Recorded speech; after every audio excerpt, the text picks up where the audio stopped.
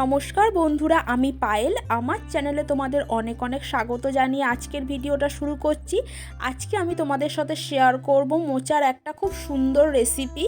তো যাদের মোচার তরকারি খেয়ে একঘেয়ে লেগে গেছে, এই রেসিপিটা ট্রাই করে দেখো, অবশ্যই ভালো লাগবে। তো চলো ভিডিওটা শুরু করা যাক।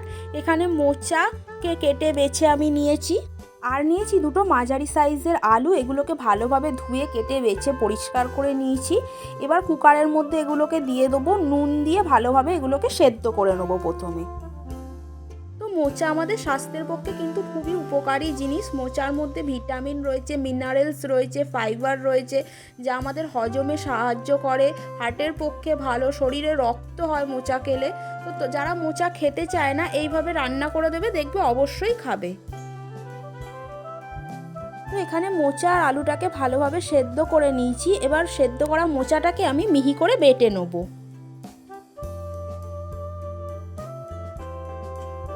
তো এখানে আমার মোচাটা বাটা হয়ে গেছে, খুব মিহি করে আমি মোচাটাকে ভালোভাবে বেটে নিয়েছি।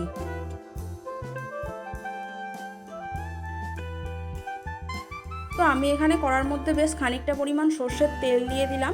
এখানে 2 পিস কাটাপোনা মাছ নিয়েছি, মাছগুলোকে ভালোভাবে লাল লাল করে ভেজে নেব।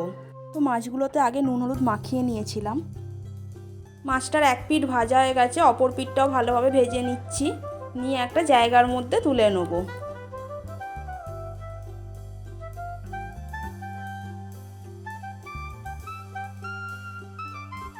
এবার ওই তেলের মধ্যে শুকনো লঙ্কা আর কাঁচা লঙ্কা ভেজে নিলাম, নিয়ে তুলে নিলাম।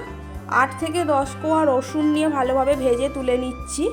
নিয়ে এই রসুন লঙ্কা সব ভালোভাবে শিলের মধ্যে আমি বেটে নেব। তো এখানে লঙ্কার পরিমাণটা তোমরা কম বেশি করে নিতে পারো। আমরা যেহেতু কম ঝাল খাই, তাই কম লঙ্কা ইউজ করলাম। এখানে ভেজে রাখা মাছগুলোকে ভালোভাবে বেছে নিচ্ছি।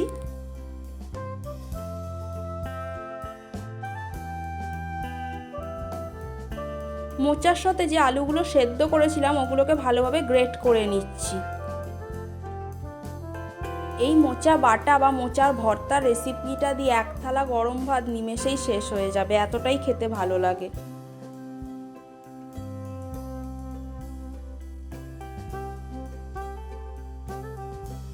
তো কড়ার মধ্যে তেল তো ছিল, ওই তেলের মধ্যেই আমি কুচি করে রাখা পেঁয়াজ দিয়ে দিচ্ছি। পেঁয়াজটা খানিকক্ষণ ভালোভাবে একটু লাল লাল করে ভেজে নেবো।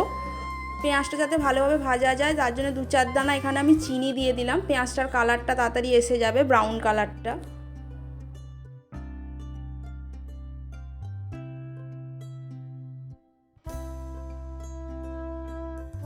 তো পেঁয়াজটা ভালোভাবে ভাজা হয়ে গেছে। এবার এর মধ্যে বেটে রাখা মোচা, সেদ্ধ করা বেটে রাখা আলুটা আর ভাজা মাছটা যেটা বেছে রেখেছি, ওগুলো সব দিয়ে ভালোভাবে মিশিয়ে নেবো।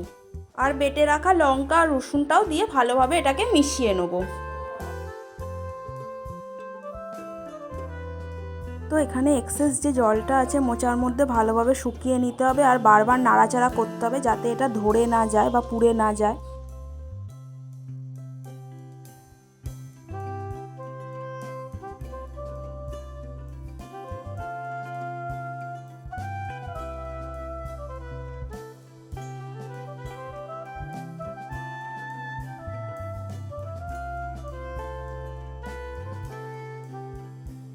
তো মোচার মধ্যে যা এক্সেস জল ছিল, ভালোভাবে এটাকে নেড়ে চেড়ে শুকিয়ে নিয়েছি। এবার এর মধ্যে দিয়ে দিলাম কুচি করে রাখা ধনেপাতা, পরিমাণ মতো লবণ দিয়ে দিলাম, দিয়ে ভালোভাবে এটাকে মিশিয়ে নিচ্ছি।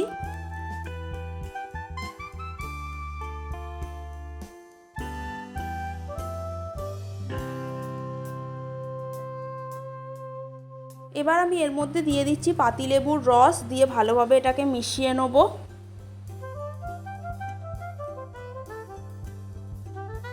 তো আমার রান্নাটা পুরো কমপ্লিট হয়ে গেছে। এবার নামানোর সময় এতে 1 চামচ সর্ষের তেল দিয়ে দিলাম। তো এখানে মোচার বাটা বা মোচার ভর্তা একদম রেডি হয়ে গেছে। এটাকে একটু তেলটা দিয়ে ভালোভাবে নাড়িয়ে চাড়িয়ে নিয়ে একটা অন্য জায়গার মধ্যে আমি ঢেলে দিচ্ছি। তো তোমাদের রেসিপিটা কেমন লাগলো অবশ্যই কমেন্ট করে জানিও। ভালো লাগলে লাইক করো, শেয়ার করো। যারা আমার চ্যানেলটা এখনও সাবস্ক্রাইব করোনি অবশ্যই করে দিও। দেখা হচ্ছে নেক্সট ভিডিওর। টাটা, ততক্ষণ সবাই ভালো থেকো।